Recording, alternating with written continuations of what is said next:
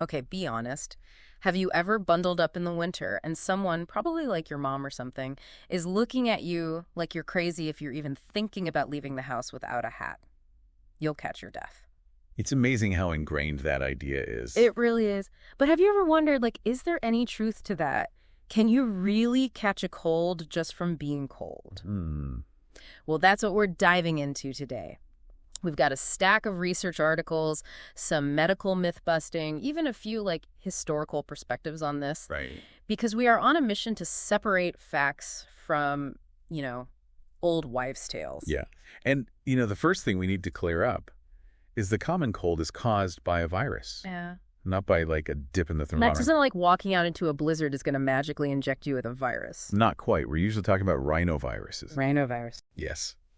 Those are the microscopic party crashers that love a good nasal cavity.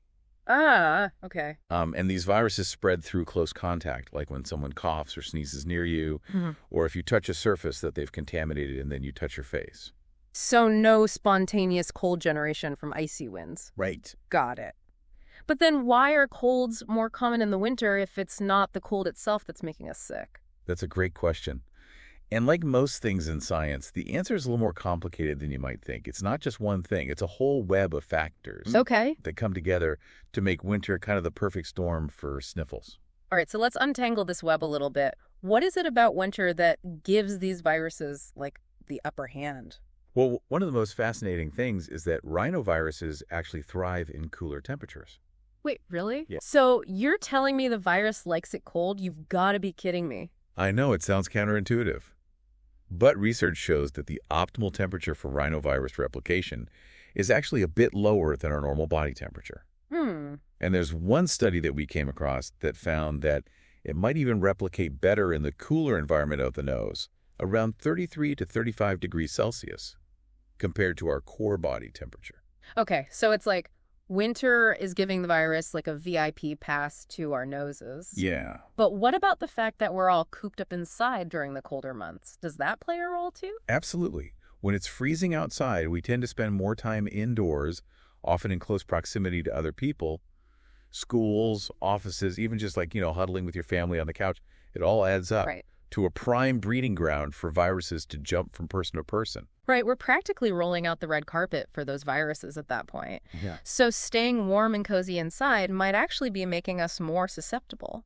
I'm starting to question everything I thought I knew about winter. And remember that study we looked at from China about the dorm rooms? Oh yeah, the one where poorly ventilated rooms led to more colds? Yeah. That was a real eye-opener. Exactly. It really drives home the importance of ventilation. Yeah. When we're all cooped up inside, breathing the same stale air, it's like we're creating a super highway for these viruses to zip around on. Makes you kind of want to open a window right now, even just for a crack. Let some fresh air in. For sure. And it's not just about being indoors, though. The dry winter air, both inside, from heating, and outside from the cold itself, it plays a part too. Viruses actually linger longer and spread more easily in dry air. Yeah, that dry air does a number on my skin in the wintertime. So I can only imagine what it's doing to my poor nasal passages trying to fight off these microscopic invaders. Right. And if that wasn't enough, there's research that cold temperatures themselves might temporarily suppress our immune systems, Yeah. making us more vulnerable to those opportunistic viruses. Yeah. Hold on. Are you serious? So not only does the virus love the cold, but our bodies might actually be weaker in the winter? This just keeps getting wilder. Tell me more about that. What's going on there? Well, it's a fascinating area of research, and while there's still a lot we don't know, there are some intriguing clues. For example, some scientists believe that lower levels of vitamin D in the winter, due to less sunlight, could be playing a role. Vitamin D is essential for a healthy immune system, so if our levels dip during those darker months, it could be like temporarily lowering the drawbridge on our defenses. That makes sense. I've also heard that cold can actually reduce blood flow to our noses and sinuses. Could that be connected to this whole weakened immunity thing? It absolutely could. When it's cold, our bodies kind of go into this protect the core mode, prioritizing blood flow to our vital organs to keep them warm. That means blood flow to our extremities, like our hands and feet. Even our nasal passages can decrease. So it's like our bodies are inadvertently giving the cold virus a helping hand. Like, here, come hang out in this less guarded part of my body where the immune cells aren't as active. That's a great way to put it. It's like our bodies are accidentally creating a little winter getaway for the virus. So as you can see, it's not just one thing, but this complex interplay of factors that contribute to those winter colds. This is blowing my mind. Who knew there was so much going on behind the scenes of a simple cold? I'm never looking at winter the same way again. But before we get too deep into those winter blues, I think it's time for a little myth busting, don't you? Oh, I always love a good myth-busting session. What do you have for us? All right, let's tackle some of those age-old cold and flu myths that we've all heard a million times. First up, going outside with wet hair causes colds. Truth or myth? Definitely a myth. Remember, it's exposure to the virus, not a little dampness on your head that's going to get you sick. Your mom might disagree, but science is on your side with this one. Music to my ears! I knew those extra minutes under the blow dryer were overrated. Okay, next up. Vitamin C prevents colds. What do you say? Another myth, I'm afraid. While vitamin C is definitely important for a healthy immune system, studies haven't really shown that megadosing on vitamin C will actually prevent colds. So having an orange a day is great, but don't expect it to make you invincible. Okay, good to know. All right, last myth to bust. Dairy products increase mucus production when you're sick. True or false? It's a myth. Dairy doesn't actually create more mucus, though it might change the consistency of it, making it feel thicker and more noticeable. So it's all about the feeling, not necessarily a mucus explosion in your sinuses. That's actually a relief. I've definitely skipped my fair share of ice cream while under the weather, thinking I was doing myself a favor. You're not alone. It's one of those persistent myths that just won't quit. All right, listeners, there you have it. Feel free to use that ammo next time someone tries to hit you with one of those old wives' tales. But, for a topic that seems so straightforward, it's amazing how many misconceptions are floating around out there. And that's why we do what we do, right? Digging into the research, separating fact from fiction, and uncovering those surprising truths. Absolutely. And speaking of uncovering truths, we found some particularly interesting research that really shines a light on this whole cold weather and cold connection. Remember that study at the Common Cold Research Unit we talked about? The one where they actually infected people with cold viruses after chilling them? Oh, yeah, that one was wild. They had volunteers taking cold baths, wearing wet socks. They really went all out. What was the verdict? Did they all come down with the sniffles? You're not going to believe this, but even with all that deliberate chilling, it didn't actually increase their chances of getting sick.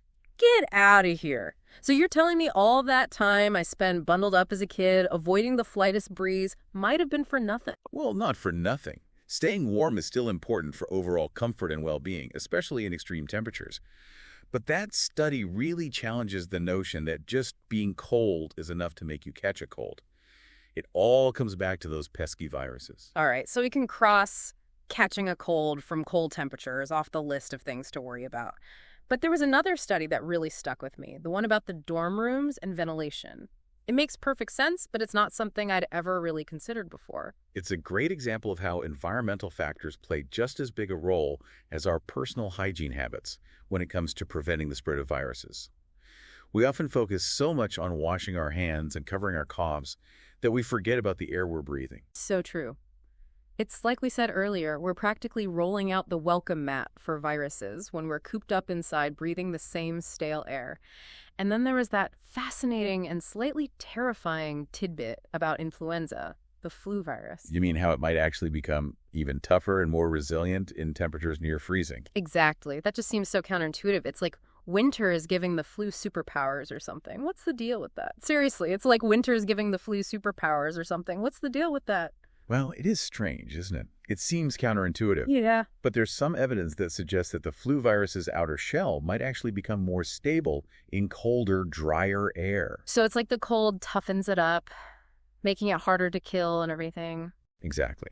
And it's thought that this tougher outer shell might allow the flu virus to survive longer, in the air and on surfaces, which would increase its chances of infecting new hosts. Okay, that's both fascinating and slightly terrifying at the same time. Right. So we've debunked some myths, explored the science behind why colds are more common in the winter, and we've uncovered some surprising facts about how cold temperatures can even affect viruses themselves. But how about this for $1 million question? What can we actually do about all of this? How do we arm ourselves against those pesky winter viruses? Well, the good news is a lot of it comes down to common sense and simple precautions. Let's hear them. I'm all ears. First and foremost, good hygiene is key.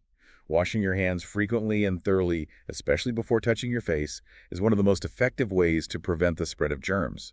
Yes, 1,000 times yes. And can we please, Hmm. please, please retire the cough into your hand move, grab a tissue, people, and discard it immediately? Absolutely. And don't forget about those often touched surfaces like doorknobs, phones, light switches. Give them a good wipe down regularly, especially if someone in your household is under the weather. Yeah, for sure. And we can't forget about ventilation. Like that dorm room study showed us, fresh air is crucial, even in the winter. Open a window for a few minutes each day just to let some of that stale, virus-laden air escape, and bring in some of that fresh, clean air. Right, absolutely. And finally, don't underestimate the power of a healthy lifestyle. Adequate sleep, balanced diet, regular exercise, and managing stress. All of those things contribute to a strong immune system, which is your best defense against any virus, no matter the season. So basically, all the things our mothers have been telling us for years. Pretty much. Turns out Mom was right about a lot of things. Well, there you have it, listeners. We've tackled the age-old question of whether you can catch a cold from the cold and uncovered some pretty fascinating insights along the way. We learned that it's not the cold itself that makes us sick, but rather a combination of factors that give those cold-loving viruses a leg up during the winter months. But knowledge is power, right? And by understanding the science and taking some simple precautions, we can all stay healthy and happy all winter long. And maybe, just maybe, we can finally put those old wives' tales about wet hair and dairy products to rest. Now, that's something I think we can all get behind. But before we go, one final thought to ponder. If our bodies are generally warmer than the temperatures that rhinoviruses prefer, why do we see a spike in colds when it's colder outside?